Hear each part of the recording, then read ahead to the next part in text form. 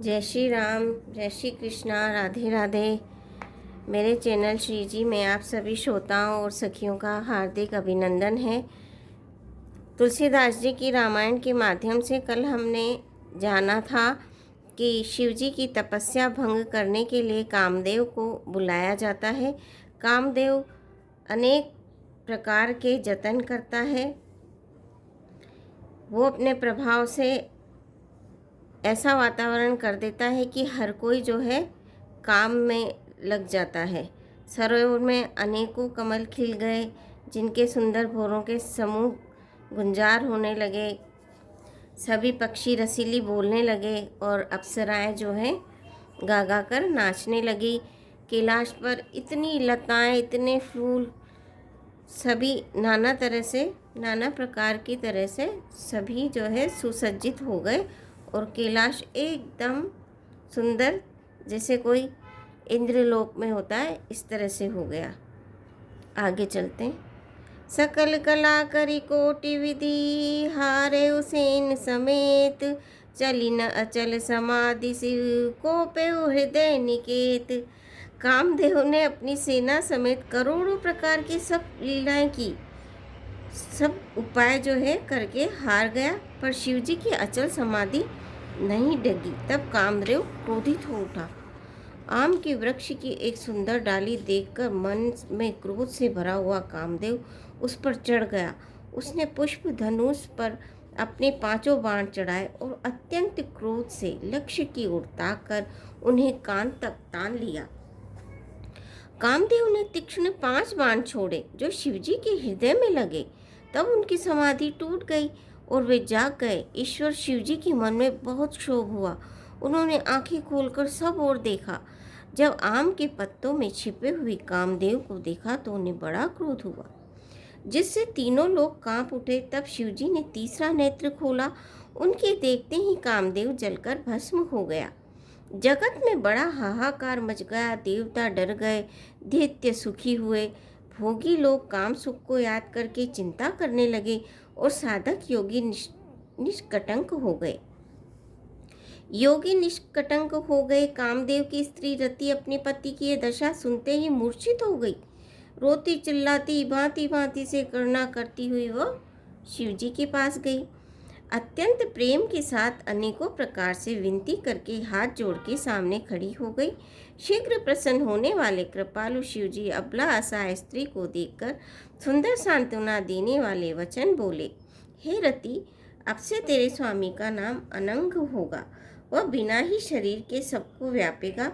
अब तू अपने पति से मिलने की बात सुन।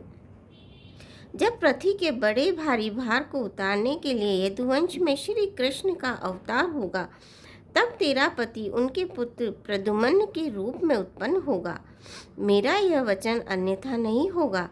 शिवजी के वचन सुनकर रति चली गई। अब दूसरी कथा बखान कर विस्तार से कहता हूँ। ब्रह्मादि देवताओं ने ये सब समाचार सुने तो वैकुंठों को चले गए। फिर वहाँ से विष्णु और ब्रह्मा सहित सब देवता वहाँ गए जहाँ कृपा के धाम शिवजी थे। उन सब ने शिवजी की अलग अलग स्तुति की। तब शशि भूषण शिवजी प्रसन्न हो गए। कृपा के समुद्र शिवजी बोले, हे देवताओं, कहिए आप किस लिए आए हैं। ब्रह्मा जी ने कहा, हे प्रभु, आप अंतर्यामी हैं, तथापि हे स्वामी, भक्तिवश में आपसे विनती करता हूँ। हे शंकर, सब देवताओं के मन में ऐसा परम उत्साह है कि हे नाथ, वे अपनी आँखों से आपका विवाह देखना चाहते हैं। हे कामदेव के मत को चूर करने वाले, आप ऐसा कुछ कीजिए जिससे सब लोग इस उत्सव को नेत्र भर के देख सकें। हे कृपा के सागर, कामदेव को भस्म करके आपने रति को जो वरदान दिया सो बहुत ही अच्छा किया। हे नाथ, श्रेष्ठ स्वामियों का यह सहज स्वभाव ही है कि वे पहले दंड देकर फिर कृपा किया करते हैं। पार्वती ने अपार तप किया है, अब उन्हें अंगीकार कीजिए। ब्रह्मा जी की प्रार्थना सुनकर और प्रभु श्री रामचंद्र जी के वचनों को याद करके शिवजी ने प्रसन्नतापूर्वक कहा, ऐसा ही हो। तब देवताओं ने नगाड़े बजाए, फूलों की वर्षा करके जय हो देवताओं के स्वामी जय हो ऐसा कहने लगे। शिवजी की चारों ओर जय जयकार होने लगी।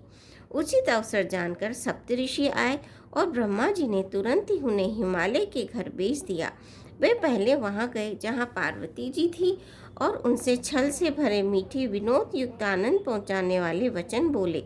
नारद जी के उपदेश से तुमने उस समय हमारी बात नहीं सुनी। अब तो तुम्हारा प्रण झूठा हो गया, क्योंकि महादेव जी ने काम को ही भस्म कर डाला। यह सुनकर पार्वती जी मुस्कुराकर बोली, हे विज्ञानी मुनिवरों, आपने उचित ही कहा।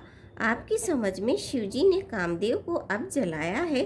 अब तक तो वे विकार युक्त कामी ही रहे, किंतु हमारी समझ से तो शिवजी सदा से ही योगी, अजन्मा, अनिग्ध, काम रहित और भोगहीन है। और यदि मैंने शिवजी को ऐसा समझकर ही मन, वचन और कर्म से प्रेम सहित उनकी सेवा की है, तो हे मुनीश्वरों सुनिए, वे कृपा निधान भगवान मेरी प्रतिज्ञा को सत्य करेंगे। आपने जो ये कहा कि शिवजी ने कामदेव को भस्म कर दिया, यही आपका बड़ा भारी अविवेक है। हे तात, अग्नि का तो यह सहज स्वभाव ही है कि पाला उसके समीप कभी जा ही नहीं सकता, और जाने पर वह अवश्य नष्ट हो जाएगा। महादेव जी और कामदेव के संबंधों में भी यही न्याय समझना चाहिए। पार्वती जी के वचन सुनकर और उनका प्रेम तथा विश्वास देखकर मुनि हृदय में बड़े प्रसन्न हुए। वे भवानी को सिर नवाकर चल दिए और हिमाचल के पास पहुँचे। उन्होंने पर्वतराज हिमाचल को सब हाल सुनाया। कामदेव का भस्म होना सुनकर हिमाचल बहुत दुखी हुए। फिर मुनियों ने रति के वरदान की बात कही। उसे सुनकर हिमवान ने बहुत सुख माना।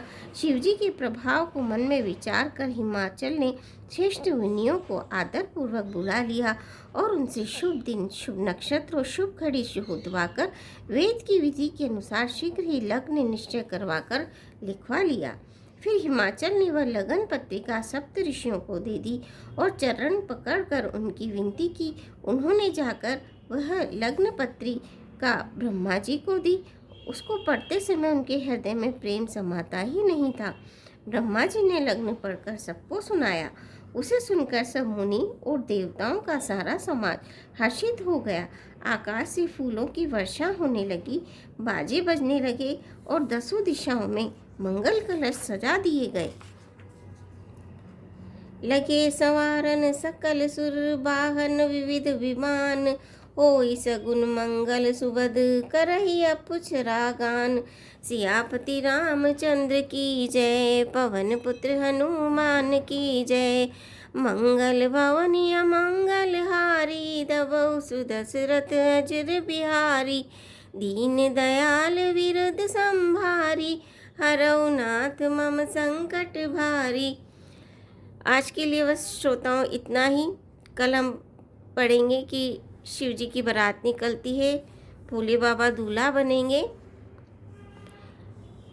आशा है आप मेरे चैनल को सब्सक्राइब करेंगे, वीडियो को लाइक करेंगे, शेयर करेंगे। धन्यवाद।